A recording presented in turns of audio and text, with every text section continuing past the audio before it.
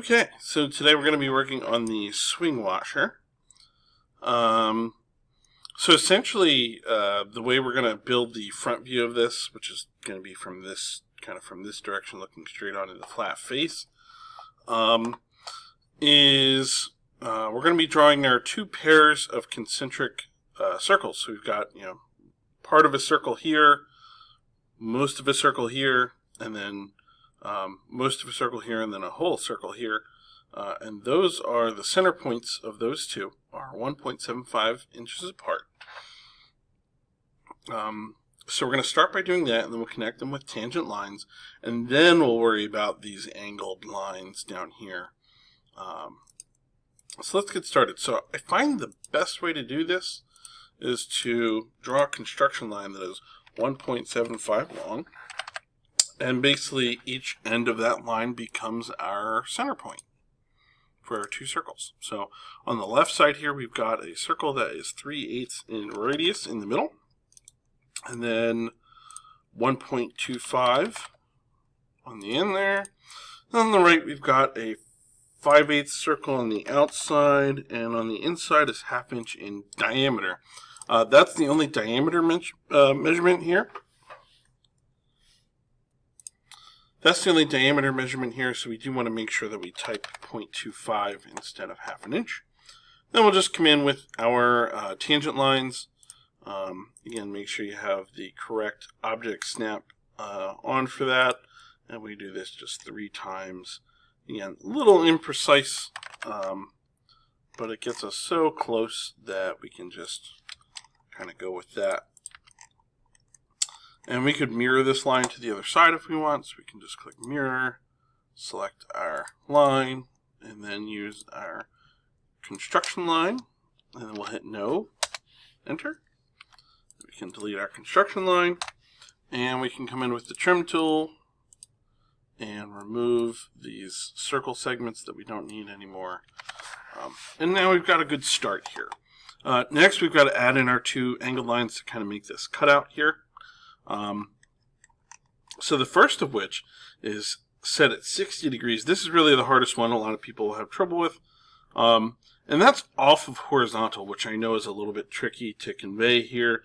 But we're parallel to this center line. So basically we're going to start with a horizontal line. We're going to bring it up 60 degrees, and we'll go from there.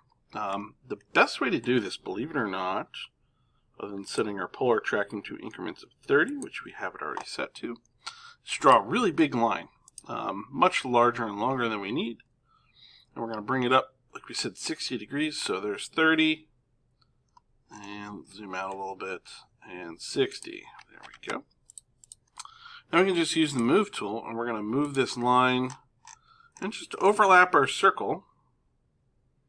Honestly, it doesn't really matter where. That works. And then we can come in with trim, and we're going to trim away this piece of line. We're going to leave this down here. We want to keep this. We need it for later. And then we can find the midpoint of that line segment, and then we're going to come out at 30 degrees, which is perpendicular to our 60 degrees. And that, we've now essentially found our tangent point. So we can delete that, and that is our tangent point there. So we can take this line that's still at 60 degrees and bring that up right to our tangent point. And we've now perfectly found our tangent point for this particular line. And we're going to repeat that process at 95 degrees. So it means we've got to go all the way down to increments of 5 degrees for our polar tracking down here. And we're going to draw a line straight up and down and click it over to the right. Now I know it says 85, but it's 95 in the other direction. Again, complementary angles. And we'll just use the move tool to select that line, grab it by the end. Again, same process as the other one. We're just going to trim things up so that all we're left with is this. And we'll come in with a midpoint here. Again, directly to the left, and then we'll just come down 5 degrees to give us that 90-degree angle. And if you're not sure, feel free to double check. You can go to angular, and you can just click between the 2 lines, and it'll show 90 degrees. Okay, and we're going to come back in with our line that we need there. Move, grab it by the end, and zoom way in here. Make sure we're at that point. We'll remove our lines that set up our tangent. Now we can just come in with trim and just remove, all the extra bits and pieces we don't need here. That front view is essentially done minus a center line right here. So we will just offset that. Let's try 0.1. Bring that out. And switch over to our center line. 1 and 2. I'm actually going to readjust my polar tracking back up to 30 because having it set at 5 can cause some issues. We don't want to leave it there. Alright, so we're going to lower our line type scale again until we get it dashes. Let's try 0.3. 0.3 works. Okay, so our front view is essentially done now. So let's grab our dimension layer or construction layer, really doesn't matter. We will draw horizontal lines, top and bottom. And then any major points we want to carry across to our right side view as well. So we want the top of our circle here. And let's do the top and bottom and center of this hole that goes through the middle. And now we can just switch back to object and just sort of find wherever works for us and draw a vertical line. The thickness of this washer is 1/2 inch. So offset 0.5. Bring this to the right or to the left, it really doesn't matter. And we'll just start connecting up some of our lines here. So we know the top and the bottom are visible, obviously. But then let's start following each of these lines here. So from our right side, we're going to come across, and yes, we can see this edge, so we know that's going to be a visible line. Put that in.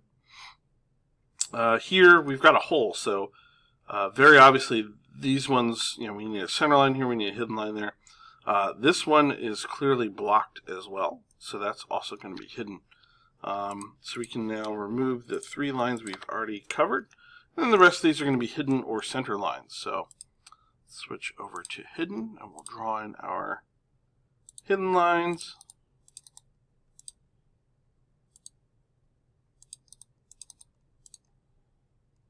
And then our 1 center line there.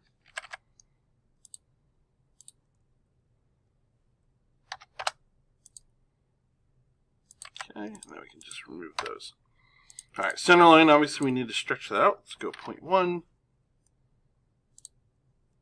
0.1. And we're going to adjust our line type scale on all these for now. Let's try 0.5. Not enough, 0.3. Now, one little thing I would like to do here. We're just going to select just our top hidden line here, because that's a whole separate thing. So we don't necessarily want it to be associated with the hole here. So we can adjust that number. Let's try 0.5. Yeah, 0.4. Let's see what that, yeah. 0.4 I think works nicely. The reason why is these are separate geometric features. This top hidden line is the top of this kind of cutout curve, whereas these two are part of that hole, and we want them to be distinctly different. And that will give us that feature to be different. All right, so we could do a bottom view this time, I think would be good. You can do a top view, it's just going to be all hidden lines in the middle. Bottom view would give us 2 visible edges. So we're just going to do that very quickly. Left and a right side, bring those down.